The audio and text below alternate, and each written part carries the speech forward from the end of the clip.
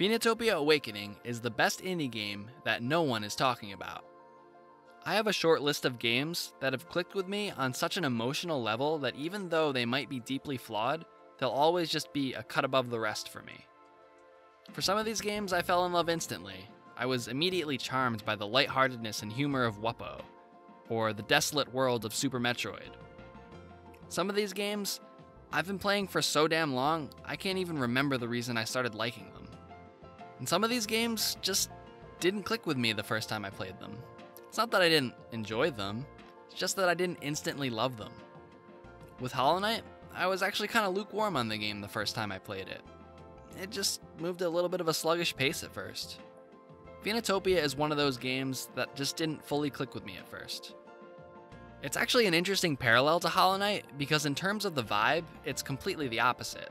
The world is colorful and full of people to interact with and complete side quests for. The pacing of the combat is a little different, admittedly. You have a short range and you need to play pretty defensively. You can heal with food, but it's kind of like a Dark Souls system where it takes time, you have to actually consume the food. You can mash the button to eat it faster, but it can be pretty tough to do in a tight situation. The pacing of the story itself can be a little slow. This is a long game, and it really takes a while to build up the story. Looking back, I can't really blame anyone for trying this game for an hour or two, getting frustrated with the combat maybe, and just giving up. For how colorful and inviting the game looks, it can be pretty unforgiving in its opening hours. Eventually though, something clicked. As the scope of your journey expands, you go from exploring ruins to battling thieves, to infiltrating the capital, to exploring the kingdom's forgotten outskirts, to uncovering mysteries about the origins of the world. Somewhere along that journey, the beautiful soundtrack, the vibrant world, the colorful cast of characters all won me over.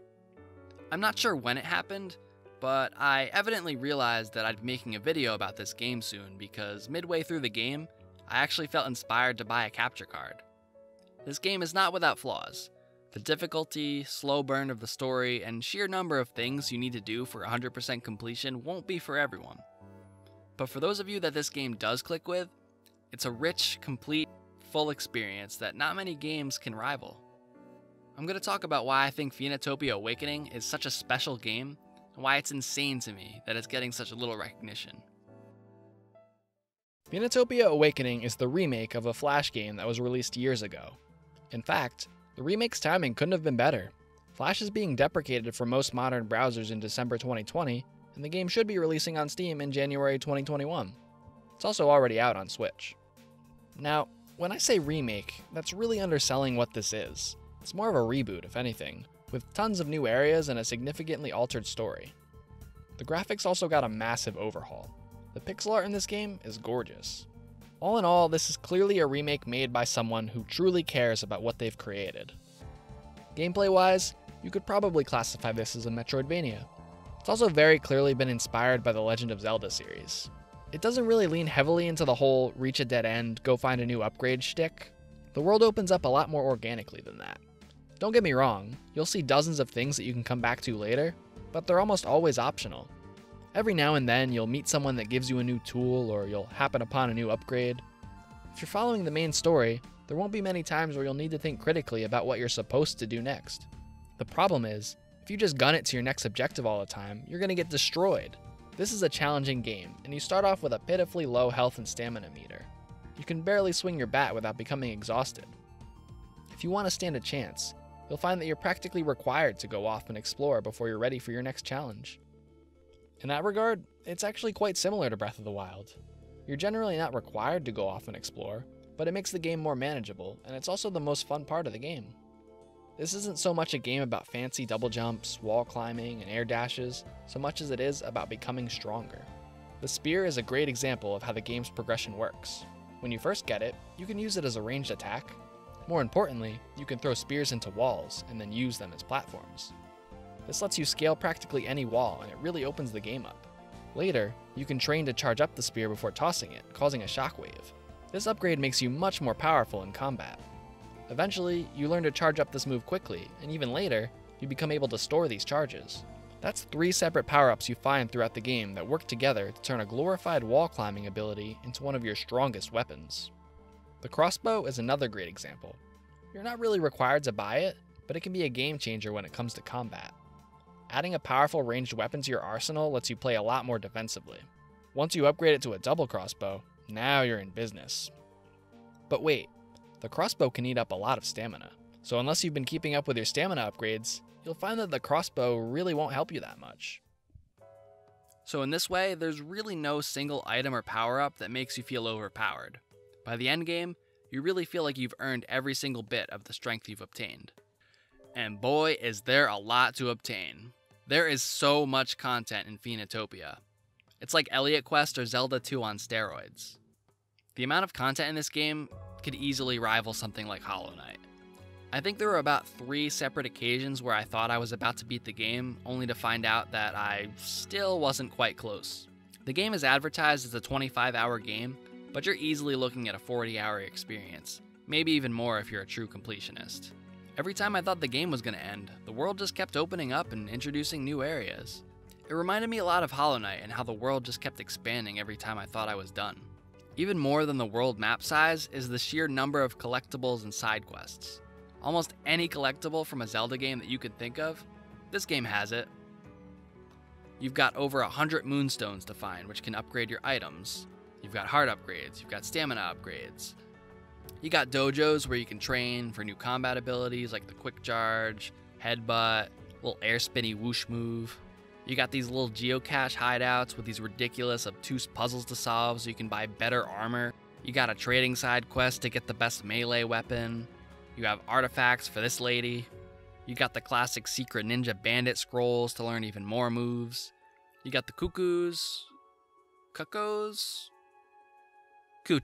You can fish in a fishing game that, for once, is actually not the most boring shit you could do in a video game.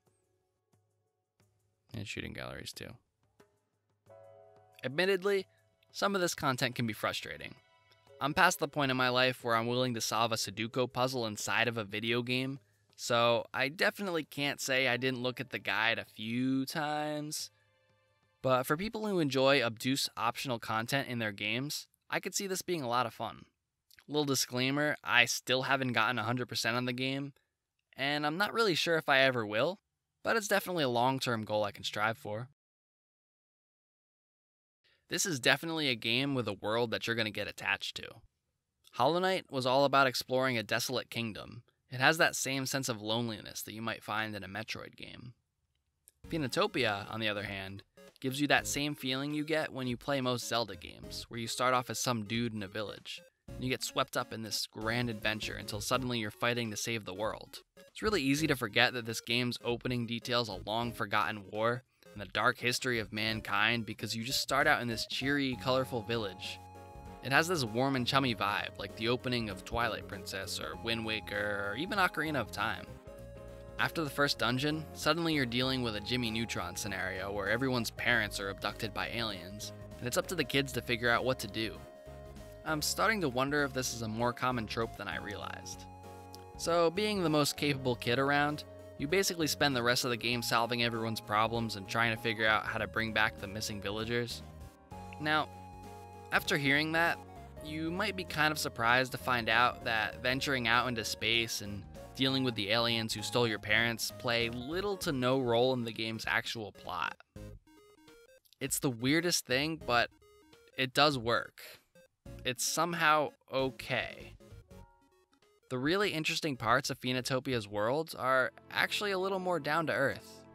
On your adventure, you'll get caught up trying to solve another town's bandit problems in exchange for freeing your friend from a life of slavery. You also get entangled in another alien plot to brainwash the king and his soldiers, but I know what you're thinking, and it's a different group of aliens, so not related to the whole abduction thing. This is a pretty terrifying world. Eventually, you learn that everyone in the world is being kept ignorant to the great wars of the past. So you venture out beyond the bright and happy bubble that authority has built for you, and you start to learn the truth about the kingdom and its secret weapon. The game kind of takes an interesting dystopian turn at this point. There's a literal wall built around the outskirts of the kingdom, guarded by soldiers. For the game's final segments, these walls open up to you, and you find out just how messed up this world is. Now, at this point in the game, you're probably feeling pretty powerful. Yeah, not anymore. The outer world is a nightmare. It's filled with all these horrifying creatures that the old society is responsible for creating. The tone at this point completely shifts. If you aren't prepared, this area will be a rude awakening. There's all this nightmare technology that will just destroy you. There are literal robots that you can't even hurt, ever. You just have to run like the weak, feeble idiot that you are. If you make it past all that, suddenly you're stuck in this giant spider nest.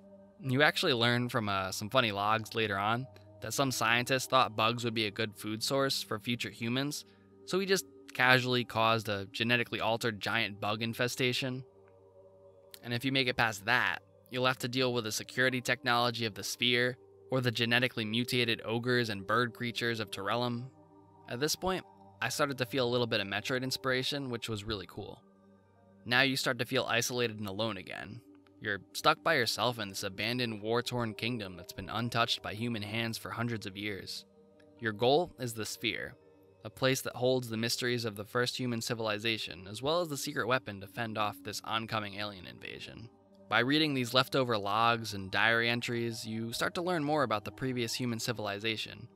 It's an interesting sci-fi plotline that reminded me a little bit of Horizon Zero Dawn, even though technically the Flash version of this game came out before that game, but I'm sure this is a common sci-fi trope anyway. It's even got that classic Metroid moment where you're going through a lab, you're learning about this weird experiment.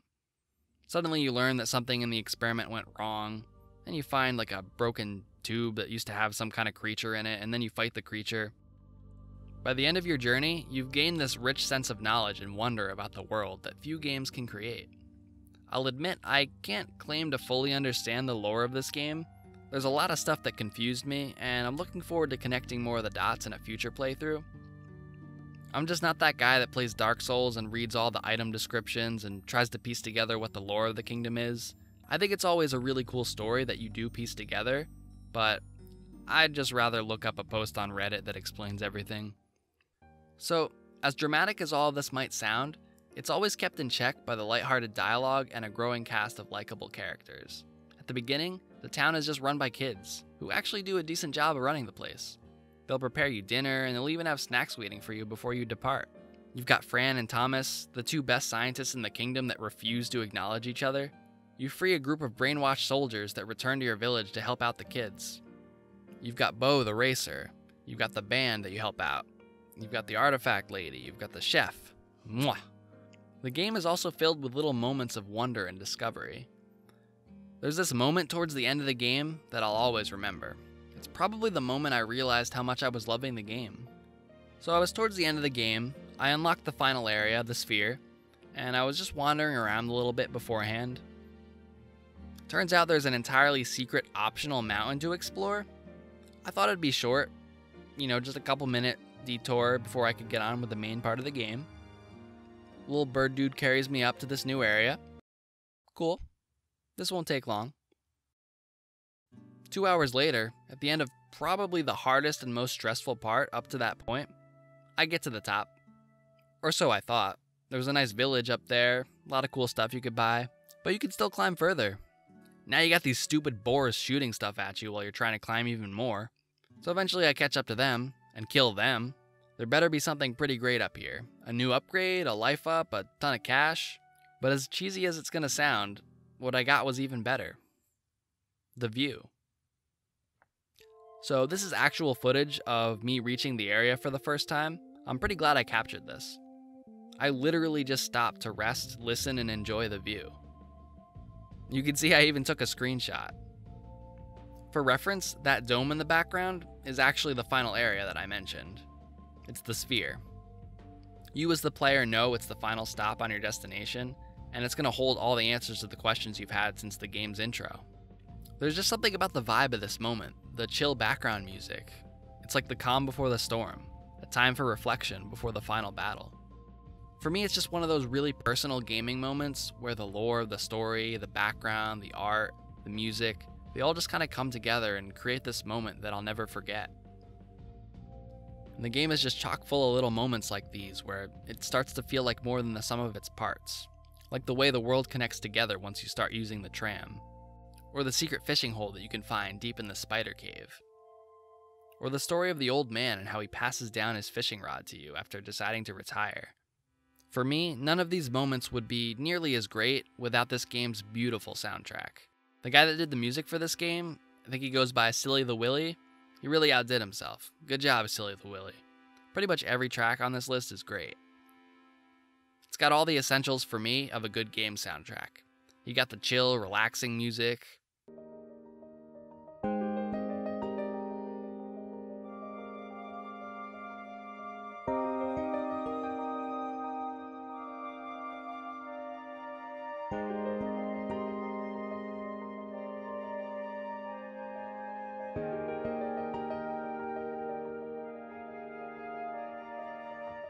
You got atmospheric dungeon music.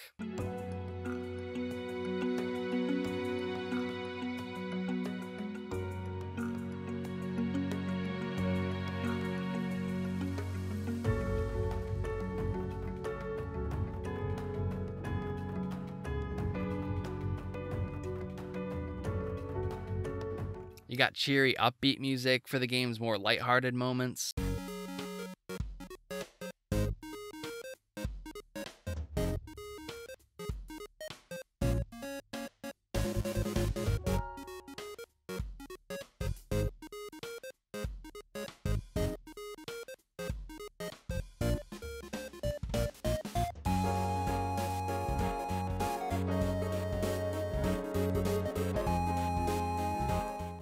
You got badass boss music.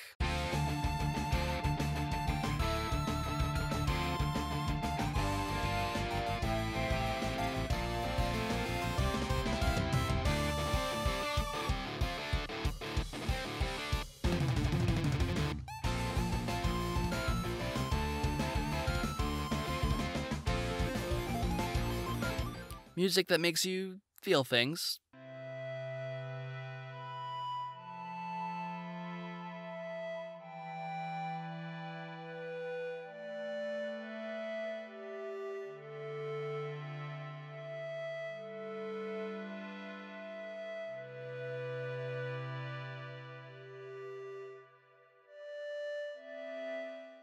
And you got just fun, I don't know, game music.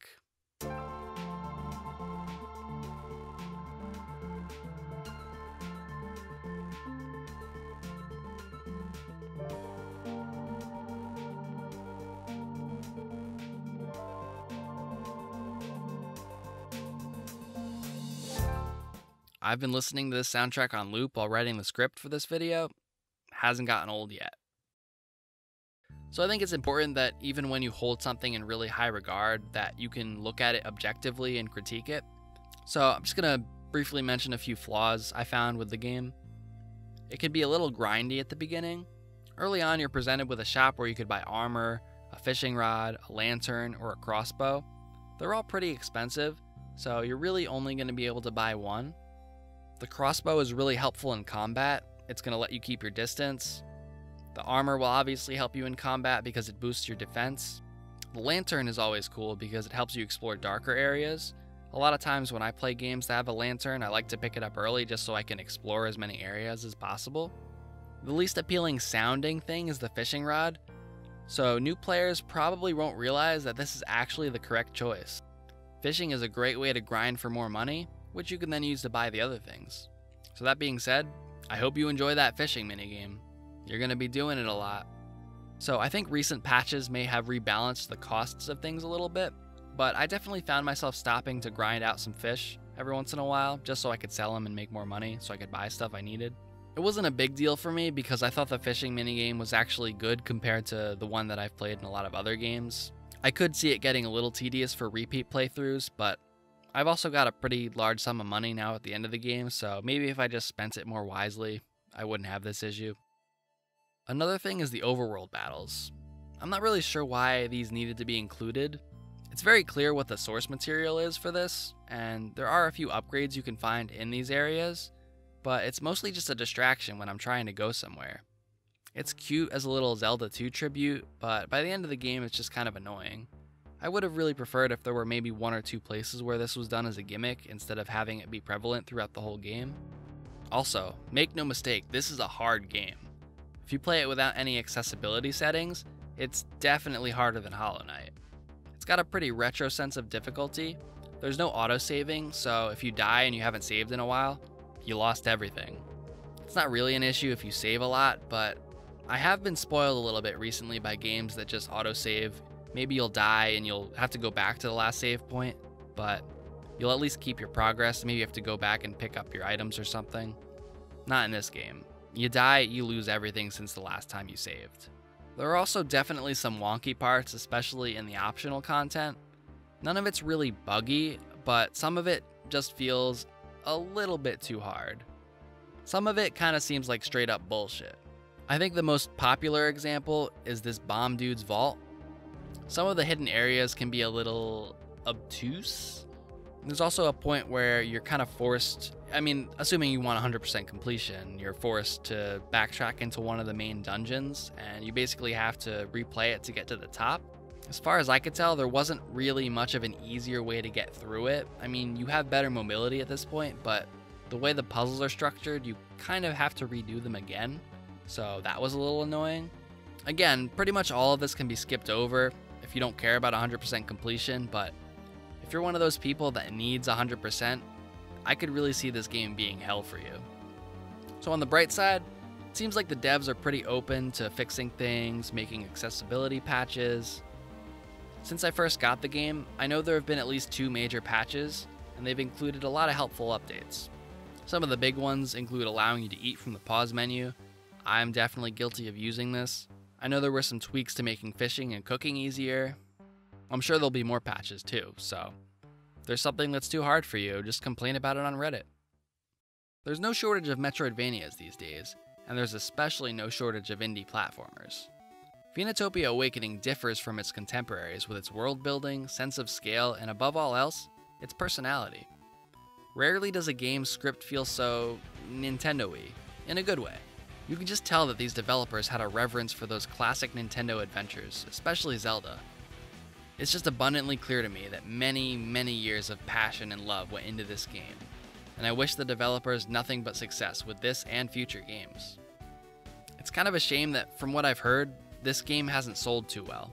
It's not all that surprising. I haven't really seen that much marketing for the game. It's also too bad that the game's most endearing aspects are pretty tough to market. I really only bought the game because I needed something new to play, and it looked like a modern Zelda 2. It basically is a modern Zelda 2, but it has so much more to it than that. I've made this whole video trying to put into words why this game felt so special to me, and if I'm having trouble doing it in this long video, how's someone gonna do it in a minute or 2-minute trailer? I think this is the kind of game that would have really killed it in an indie direct.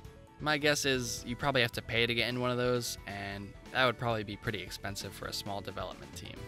It probably didn't help that this game was a Switch exclusive, but it's supposed to be coming to PC sometime next month. I can only hope that the Steam release will bring this game the sales and exposure it deserves.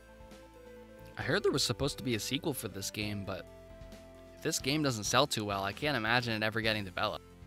So here it is. This is it. This is my stand. I'm channeling all 10 subscribers that I have to support this game. So if this sounds interesting to you, go check it out on Switch, wishlist it on Steam. You know what? Even if it doesn't sound interesting to you, just buy it anyway. Buy it on Steam, buy it on PC, 2 copies each, one for you, one for a friend. Give them to all your friends for Christmas, give them to me. Do it for me.